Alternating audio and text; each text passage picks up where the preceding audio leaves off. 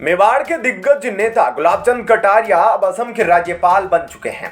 माना जाता है कि मेवाड़ में बीजेपी की राजनीति में इनके इशारों के बिना एक पत्ता तक नहीं हिलता। लेकिन कटारिया के राज्यपाल बनाए जाने के साथ ही मेवाड़ में राजनीतिक समीकरण बदलने की शुरुआत हो गई है, चर्चा हो गई है। इन्हीं चर्चाओं में सबसे तेज मेवाड़ की हॉट सीट वल्लभनगर विधानसभा की हो रही है।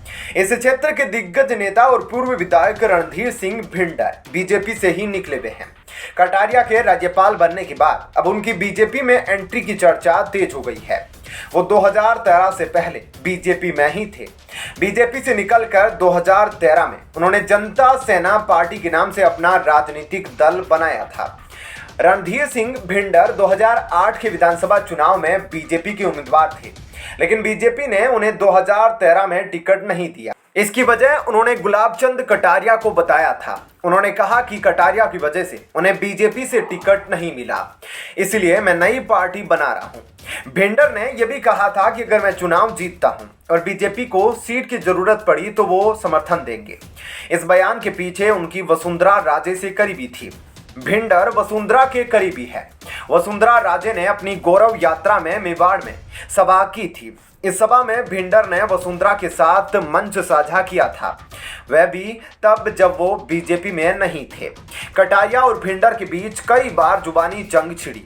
एक बार तो भिंडर ने गुलाबचंद कटारिया को रावण का अनुयायी तक बता दिया था। दरअसल कटारिया ने सीता माता पर एक विवादित बयान दिया था। इस पर भिंडर ने मई 2022 में एक कार्यक्रम में कहा कि रावण ने सीता अपहरण कर कोई गुनाह नहीं, यह कहकर वे पूरी रामायण को ही गलत साबित कर रहे हैं, जबकि भगवान राम का अवतरण ही राक्षस रावण और उसकी प्रवृत्तियों को समाप्त करने के लिए हुआ था। ऐसा लगता है कि कटारिया जी रावण के अनुयायी है। इसी वजह से वो भगवान राम, महाराणा प्रताप और हमारे इतिहास को कोसते रहते हैं। कटारिया के राज्यपाल बनने के बाद भिंडर ने एक ट्वीट किया। उन्होंने लिखा, कटारिया जी मेवाड़ के कद्दावर नेता है। उनकी राजनीतिक सूझबूझ से मेवाड़ काफी वर्षों तक लाभान्वित होता रहा। उनकी प्रतिभा को देखकर उन्हें यह पद दिया गया है, जिसको वे अपने अनुभव से सुशोभित करेंगे।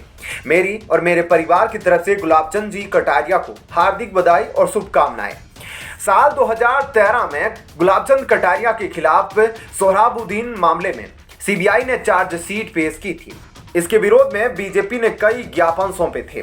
बीजेपी की देहात इकाई ने भी जिला कलेक्टर को राष्ट्रपति के नाम पर एक ज्ञापन सौंपा था। इस दौरान रणधीर सिंह भिंडर ने बताया था कि नेता प्रतिपक्ष कटारिया को सोहराबुद्दीन एनकाउंटर मामले में राजनीतिक षड्यंत्र के तहत फंसाया गया है। कटारिया का इस मामले में नाम आने से पार्टी कार्यकर्ताओं में भारी रोष है। ऐसे में क्या कहना है आपका इस खबर पर, जरूर बताएं। धन्यवाद।